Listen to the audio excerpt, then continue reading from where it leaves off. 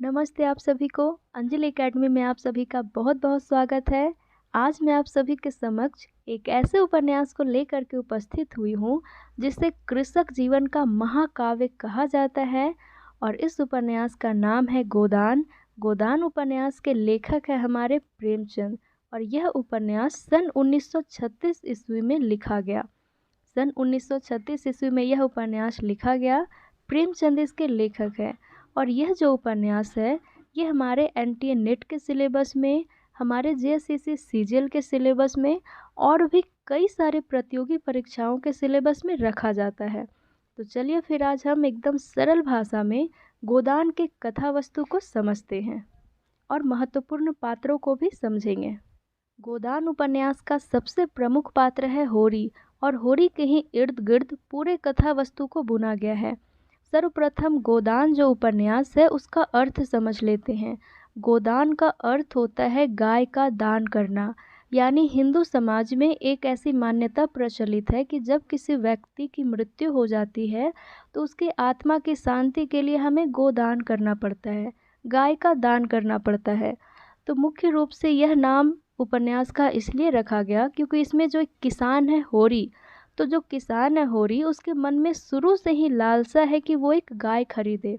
गाय तो खरीद नहीं पाता है और जब अंतिम में इसकी मृत्यु होती है तो उस समय इससे गौदान करवाया जाता है।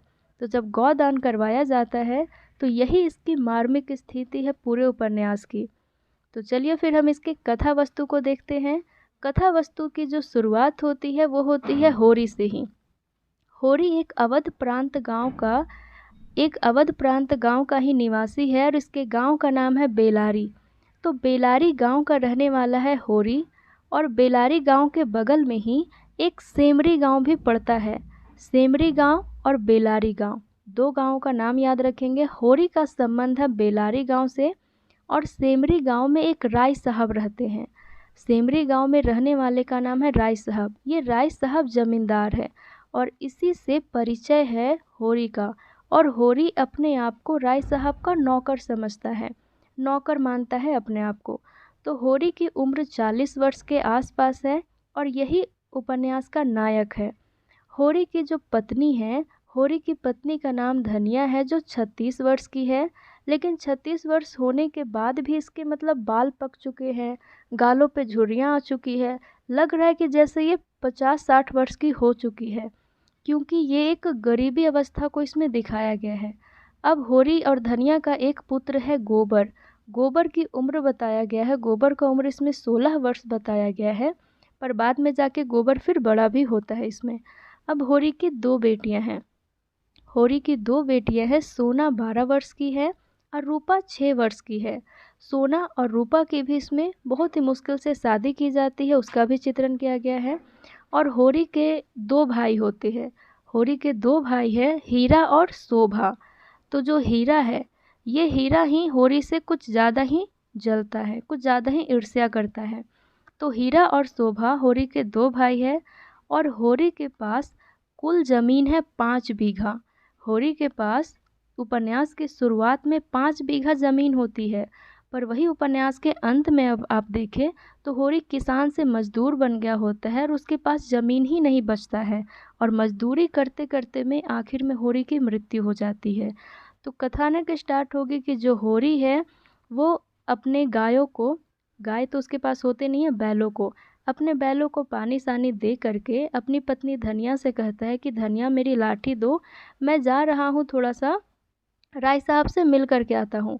तो धनिया भी कहती है कि आप क्यों बार बार जाते हैं, क्योंकि सेमरी और बेलारी जो दो गांव हैं उन दोनों गांव के बीच की दूरी है 5 मील। तो 5 मील तक होरी पैदल जाता है, वो भी कड़े धूप में। तो धनिया को ये चीज़ ठीक नहीं लगता। तो धनिया जब इसका विरोध करती है कि आप क्यों बार बार जाते हैं, तो होरी कहता है कि धनिया तुम समझती नहीं हो, हमारा सर दूसरों के पैरों तले दबा हो ना, जब हमारी गर्दन दूसरों के पैरों तले दबी हो तो उसे सहलाने में ही फ़ायदा है, उसका विरोध नहीं किया जाता है। तो यह सब समझा करके होरी निकल पड़ता है राय साहब के घर जाने के लिए। रास्ते में उसकी मुलाकात भोला से होती है। भोला इसमें एक पात्र है जो ग्वाला है और वो होरी का दोस्त है। और भोला के पास बहुत सारी गायें होती है। तो होरी जो है भोला से बातचीत करते करते के दौरान बताता है कि होरी की इच्छा है कि वो गाय खरीदे। तो भोला भोला भी इसमें जो एक पात्र है उसकी इच्छा है कि उसकी शादी हो जाए, क्योंकि भोला बड़ा तो है इसमें, इसकी भोला की एक बेटी भी है, लेकिन भोला विदुर हो चुका है, इसकी पत्नी की मृत्यु हो चुकी है। तो भोला की इच्छा है कि कोई भी अगर लड़की से इसका विवाह हो जाए तो इसके लिए अच्छा रहेगा। तो वो होरी को कहता है कि होरी भैया आप इस पर ध्यान दीजिएगा तो मैं अपना गाय आपको दे सकता हूँ। तो होरी कहता है कि हाँ हाँ मैं तुम्हारे लिए लड़की ढूंढ दूंगा, और ये कहकर भोला को आश्वासन देता है। और भोला 80 रुपये में, भोला जो है 80 रुपये में गाय देने को तैयार हो जाता है और कहता है कि आप अभी ले जाइए 80 रुपये में, और पैसे बाद में दे दीजिएगा, जब आपके पास होगा तब दे दीजिएगा। बस होरी यह सुन करके 80 रुपये में एक गाय को खरीद करके भोला से अपने घर में ले आता है। उसी समय जब भोला से बातचीत हो जाती है तो होरी फिर राय साहब के यहाँ पहुँचता है। राय साहब अपने ज़मींदारी प्रथा की बखान करते हैं और होरी से कहते हैं कि होरी तुम्हें एक मैं यहाँ पर नाटक का आयोजन कर रहा हूँ, तो तुम्हें राजा दशरथ के माली का रोल करना पड़ेगा। तो होरी कहता है ठीक है, आप जैसा कहे मालिक मैं वैसा करूँगा। होरी जो एक नाटक में किस पात्र की भूमिका निभाता है, तो माली की भूमिका निभाता है, याद रखिएगा। और जो नाटक होने वाला है उसी नाटक के दौरान शहरी पात्र जुड़ते हैं इस उपन्यास में, क्योंकि होरी, राय साहब, ये जो भोला है, फिर जो धनिया है, गोबर है, सोना रूपा, ये सब गांव के पात्र हैं, ये सब गांव के पात्र हैं। अब शहरी पात्र जुड़ते हैं राय साहब के द्वारा, क्योंकि राय साहब ज़मींदार है, अमीर है, तो इसके शहर में भी दोस्त रहते हैं। तो शहरी पात्र जुड़ेंगे डॉक्टर मेहता, डॉक्टर मालती और फिर खन्ना साहब, ये 3-4 पात्र जुड़ते हैं इसमें। अब जब नाटक हो रहा होता है तो होरी उसमें माली की भूमिका निभाता है, वो चीज़ वहीं पर फिर खत्म होता है। दूसरे ही दिन फिर जो होरी है अपने बेटे गोबर के साथ भोला के घर जाता है गाय लेने के लिए, और फिर भोला से वादा करता है कि मैं आपको चारा भी दे दिया करूँगा, क्योंकि होरी के पास बहुत सारे चारे होते हैं। तो होरी चारा लेकर के जाता है भोला के घर। भोला की एक बेटी होती है झुनिया, तो झुनिया का नाम याद रखिएगा, क्योंकि इसमें महिलाओं का जो नाम आया है वो मिलता जुलता हुआ प्रतीत होता है, जैसे कि धनिया हो गया, झुनिया हो गया, पुनिया हो गई। तो ये सब जो नाम है मिलता जुलता है। तो थोड़ा ध्यान देंगे कि जो धनिया है, धनिया ही इसमें नायिका है, और धनिया ही होरी की पत्नी है और गोबर की माँ है। और गोबर जो है झुनिया को देखता है भोला के घर में और झुनिया से प्रेम करने लगता है। और झुनिया एक विधवा स्त्री है, झुनिया का बचपन में ही विवाह हुआ था और वो एक विधवा बन चुकी थी, अब उसका पति नहीं है, तो झुनिया भी गोबर से प्रेम करने लगती है। अब इन लोगों का प्रेम इतना आगे बढ़ जाता है कि झुनिया गर्भवती हो जाती है, और गर्भवती होने के बाद फिर वो होरी के घर में ही आकर के रहने लगती है। लेकिन इससे पहले होता ये है कि जो होरी है राय साहब के घर बार बार आना जाना करता है, तो गोबर बहुत गुस्सा होता है उससे। गोबर कहता है कि पिताजी आप बार बार क्यों आना जाना करते हैं उसके यहाँ, वो तो हमें खाने के लिए कुछ देते नहीं हैं, हम तो अपनी मेहनत से ही खाते हैं। तो होरी समझाता है गोबर को कि गोबर बेटा, जब हमारी गर्दन दूसरों के पैर तले दबी हो ना, तो अकड़ कर निबाह नहीं हो सकता। अगर हम अकड़ दिखाएंगे तो फिर वो हमारे गर्दन पे और पैर रख देंगे, जिसके कारण हम दब जाएंगे, हमारी मृत्यु हो जाएगी। तो इसीलिए होरी कहता है कि गोबर बेटा हमारी नियति ही यही है। ये होरी जो है एक भाग्यवादी इंसान है, भाग्य पर ज़्यादा विश्वास करता है। इसकी मान्यता होती है कि जो हम लोग पिछले जन्म में कर्म किए हैं तो ये उसी का फल है। तो गोबर कहता है कि ऐसा कुछ नहीं है। गोबर एक प्रगतिशील विचार का व्यक्ति है इसमें। गोबर जो एक लड़का है इसमें वो प्रगतिशील विचार रखता है, और समाज में जो भी ज़मींदारी प्रथा होती है उसे हटाने की बात करता है फिर गोबर। लेकिन गोबर उम्र में थोड़ा छोटा होता है, इसलिए उसकी बात पर कोई ध्यान नहीं देते। अब यहाँ तक कहानी होती है, झुनिया गर्भवती होकर के आ जाती है होरी के घर में। अब होरी और धनिया को जब पता चलता है, पूरे गांव वालों को पता चलता है, तो सारे लोग फिर होरी और धनिया को भला बुरा कहने लगते हैं और झुनिया को भी भला बुरा कहते हैं। तो उस समय जो गोबर है वो डर के मारे भाग जाता है, और डर के मारे भाग जाता है लखनऊ। फिर वो कई महीनों तक वापस ही नहीं आता। अब इधर जो होरी और धनिया के घर में झुनिया पहुंच चुकी है, तो झुनिया भी बहुत बेचारी रोती है, क्योंकि इसे भी नहीं पता है कि गोबर जो इससे वादा करके लाया था कि हमेशा साथ रहेगा, वो गोबर कहाँ भाग गया है। तो इस समय भी होरी और धनिया झुनिया का साथ निभाते हैं और कहते हैं, धनिया ही पूरे समाज से लड़ती है और कहती है कि अगर मेरे बेटे ने इसकी बाह पकड़ी है तो हम निबाह ज़रूर करेंगे, हम इसे ऐसे ही नहीं छोड़ देंगे। और यह कहकर के झुनिया को अपने घर की बहू बना लेती है धनिया, और एक बेटी के जैसे पालती है और एक बेटी के जैसे रखती है। फिर आगे होगा कि सोना और रूपा जो है ये भी बड़ी हो जाती है, दोनों बेटियां। इन दोनों बेटियों की भी शादी कर्ज लेकर के होरी करता है। और जो झुनिया जो इसके घर में आई थी, तो सारे जो समाज वाले लोग इन पर एक जुर्माना लगा देते हैं कि होरी तुम्हारे घर में जितनी भी फसल होंगी सारे फसल को हम लोग ले लेंगे। अब होरी के पास और गरीब से गरीब ये होता जा रहा है, इसके पास कुछ धन ही नहीं बच रहा है। हर चीज़ ये बेचारे को, इस बेचारे को कर्ज ले लेके करना पड़ रहा है। उसी बीच में इससे पहले एक प्रसंग होता है कि जो होरी की गाय है, जो 80 रुपये में गाय खरीद के लाया होता है, वो गाय यानी कि जो इसका भाई है हीरा, वो हीरा सोचने लगता है कि जब हमारा बंटवारा हो रहा था घर का, उस समय होरी भैया ज़्यादा ही धन छुपा के रख लिए, और ज़्यादा धन छुपा के रखे उसी का परिणाम है कि वो गाय खरीद के लाए हैं। जबकि हीरा को नहीं पता है कि होरी उधार से गाय खरीदा है, हीरा को नहीं पता है। तो वो हीरा ईर्ष्या की भावना रखता है और जो होरी का गाय है उसे जहर दे कर के मार देता है रात में ही। अब बेचारे होरी और धनिया के पास फिर कोई चारा नहीं बचता है, वो फिर क्या करे।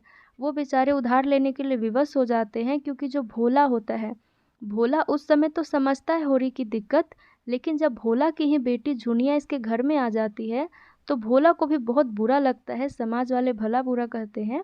तो भोला वापस आता है होरी के घर में अपने गाय को मांगने, कहता है कि मुझे मेरी गाय चाहिए, नहीं तो फिर मुझे मेरे पूरे पैसे चाहिए। अब होरी के पास तो पैसे रहते ही नहीं हैं और ना ही गाय रहती है। तो भोला कहता है कि होरी, जब तक तुम मुझे पैसे नहीं दोगे मैं तुम्हारे दोनों बैलों को ले जाता हूँ।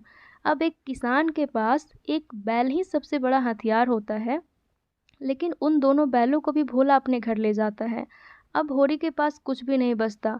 अब उसके पास खेत में काम करने के लिए बैल भी नहीं है, अब वो काम कैसे करे। तो एक पंडित है इसमें दाता दीन, तो इस मौके का फ़ायदा उठा करके पंडित दाता दीन आते हैं और होरी को कहते हैं कि होरी, मैं तुम्हारे खेतों में साझे पर काम कर दूंगा, मतलब साझे पर काम करवा लूँगा, तुम काम करना और आधे फसल मुझे देना और मेरे बैलों का इस्तेमाल कर लेना। तो ये होरी मान जाता है और अपने आधे फसल को देने के लिए भी तैयार हो जाता है। तो इस तरह से देखते ही देखते होरी की ज़मीनें बिकने लगती है और वो गरीब से और गरीब होता चला जाता है। इसके पास कुल 5 बीघा ज़मीन होते हैं, लेकिन 5 बीघा से फिर सारे धीरे धीरे ख़त्म होने लगते हैं। अब इधर जो राय साहब है, राय साहब के एक नाटक हो रहा होता है, तो होरी को वो राजा जनक का माली बनने के लिए कहते हैं, तो माली तो वो बन जाता है। अब जो इधर राय साहब है, राय साहब के घर में शहरी पात्र आए हुए हैं और सारे शहरी पात्र जो होते हैं वो शिकार खेलने के लिए जाते हैं दूसरे दिन। अब जब शिकार खेलने के लिए जाते हैं तो राय साहब और मिस्टर खन्ना, राय साहब और मिस्टर खन्ना साथ में जाते हैं, और जो डॉक्टर मेहता होते हैं और डॉक्टर मालती वो दोनों साथ में जाते हैं। तो दिखाया गया है कि राय साहब और खन्ना जब आपस में बातचीत कर रहे होते हैं, तो जो खन्ना है मिस्टर खन्ना, उसका शहर में चीनी मिल है। तो मिस्टर खन्ना कहता है कि राय साहब आपके पास तो बहुत सारी ज़मीनें हैं और ईख के खेत भी बहुत सारे हैं, तो आप ऐसा कीजिए, आप मेरे चीनी मिल में पार्टनरशिप में आ जाइए।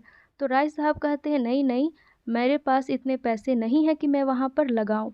तो खन्ना फिर इसको सलाह देते हैं कि आप बैंकों से उधार ले लीजिए, बैंक तो आपके ज़मीन देख कर के ऐसे ही आपको लोन दे देंगे। तो ये सब, बस यह प्रसंग इसलिए बता रही हूँ ताकि आप लोग देखें कि जो अमीर व्यक्ति है राय साहब और अमीर व्यक्ति है खन्ना, ये सब अमीर से और अमीर होना चाह रहे हैं, अमीर से और अमीर होने की प्लानिंग कर रहे हैं। और इधर जो गांव का पात्र है होरी, वो गरीब से और गरीब होते जा रहा है, उसके लिए कुछ रुपयों ही बहुत बड़ी चीज़ है। तो जो होरी की विशेषताएं हैं वो भी ध्यान दीजिएगा। परिवार की मर्यादा का रक्षक है, यानी कि जब झुनिया इसके घर में आती है तो ये अपनी मर्यादा का पालन करते हुए एक अच्छे पिता बन करके उस झुनिया को अपने घर में अपना लेता है। पैतृक संपत्ति का रक्षक है, आस्थावान और भाग्यवादी है, हमेशा भाग्य के भरोसे ये चलता है। परिश्रमी है और ईमानदार है, कभी भी इसमें छल कपट करते हुए होरी को नहीं दिखाया गया है। वो एकदम परिश्रमी है और ईमानदारी से अपना कार्य करता है, मर्यादावादी है और नैतिकतावादी भी है, व्यवहार कुशल है और नम्र स्वभाव का व्यक्ति है होरी। होरी के चरित्र की ही विशेषताएं यहाँ पर लिखी गई है। तो इनसे भी प्रश्न पूछता है, तो ध्यान दीजिएगा। अब कथानक में जो दिखाया जाएगा, जो होरी का बेटा है गोबर, वो भाग करके लखनऊ गया है, तो लखनऊ से किस प्रकार वो वापस आएगा, वापस आने के बाद अपने बेटे और पत्नी से मिलेगा, फिर आगे की जो कथा वस्तु है मैं उसे इस वीडियो के अगले भाग में बताऊंगी, क्योंकि वीडियो इतनी ही कथानक में काफ़ी लंबी हो गई है। तो चलिए फिर, बहुत बहुत धन्यवाद सभी को। अगर आपको इस तरह से सरल भाषा में कथानक, उपन्यासों के कथानक अच्छे लग रहे हैं तो ज़रूर मैसेज करके बताइएगा, ताकि मैं इसी प्रकार से जो भी जेएसएससी सीजीएल में 3 उपन्यास रखे गए हैं सिलेबस में, इन तीनों उपन्यास को ऐसे ही सरल भाषा में कथा वस्तु और पात्रों के माध्यम से समझा दूंगी। क्योंकि जो भी आपके प्रश्न पूछे जाएंगे वो खास करके कथा वस्तु और पात्रों से ही पूछे जाएंगे, उससे अधिक फिर नहीं पूछे जाएंगे। बहुत बहुत धन्यवाद सभी को। मिलते हैं फिर इसके अगले भाग में।